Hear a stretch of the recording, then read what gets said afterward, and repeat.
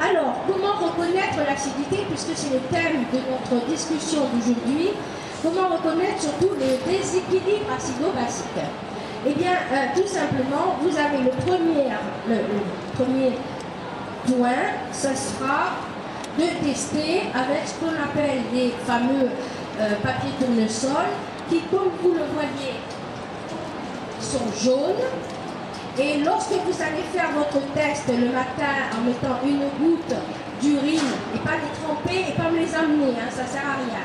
Donc vous faites le calcul immédiatement puisque la languette va changer de couleur et il faut impérativement que vous soyez, on va dire, une tolérance à 6,5, mais si vous êtes en pleine santé, vous allez être entre 7 et 7,5. Voilà.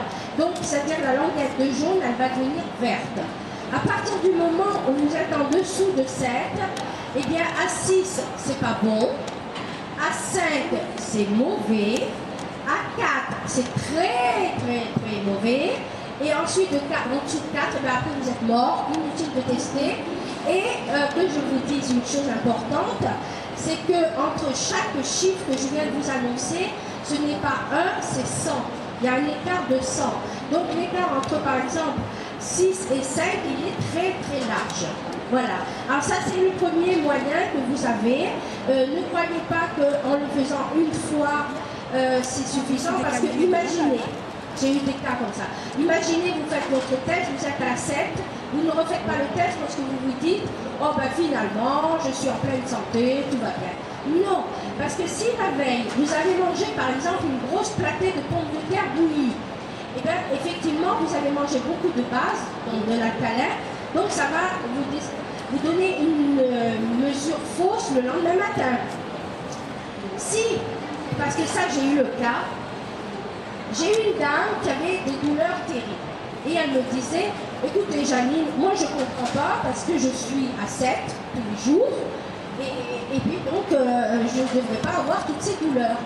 Et puis, je me suis dit, il y a quelque chose qui cloche. Et je me suis dit, mais dites-moi, pour vous lever la nuit, elle me dit, ben, pensez donc, je me lève 4-5 fois la nuit. Alors bien sûr, chaque fois qu'elle se levait, elle éliminait les acides, ce qui fait qu'effectivement, le matin, elle était à 7. Mais c'était une mesure qui était fausse. Parce que n'oubliez pas une chose, c'est qu'à partir du moment où vous êtes trop bas, votre corps qui est programmé pour la survie, il ne va pas supporter de continuer à descendre.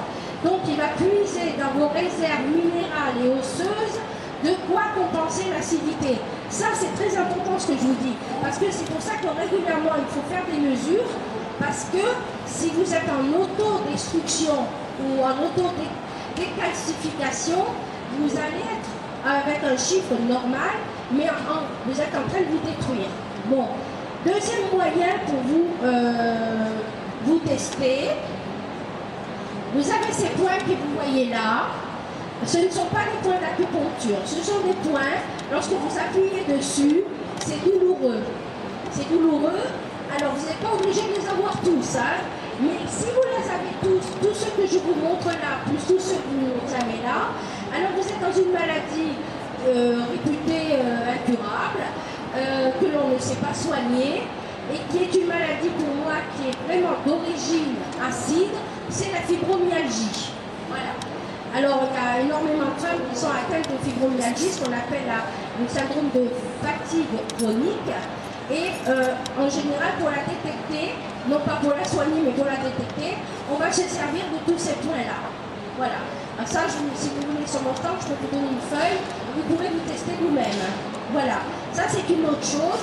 Alors, un troisième test facile à utiliser, c'est de passer votre doigt sur vos ongles et de détecter justement si vos ongles sont lisses ou s'ils sont striés. Voyez.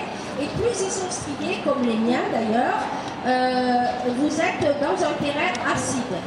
Alors, ça ne veut pas dire qu'il n'y a rien à faire, hein. Ça veut dire qu'il faut en prendre conscience et en tenir compte dans le traitement. Donc ça c'est facile à détecter. Si vous avez mesdames, vous n'avez pas de vernis sur les ongles, vous devez sentir. Alors plus vous avez des ongles striés, hein, puisque vous avez normalement 10 doigts, normalement, et bien sur ces 10 doigts, plus il y a des ongles striés, plus ça indique l'acidité. Voilà. Alors ça, c'est 3 moyens très simples de détection, mais bien entendu, il faut aller plus loin.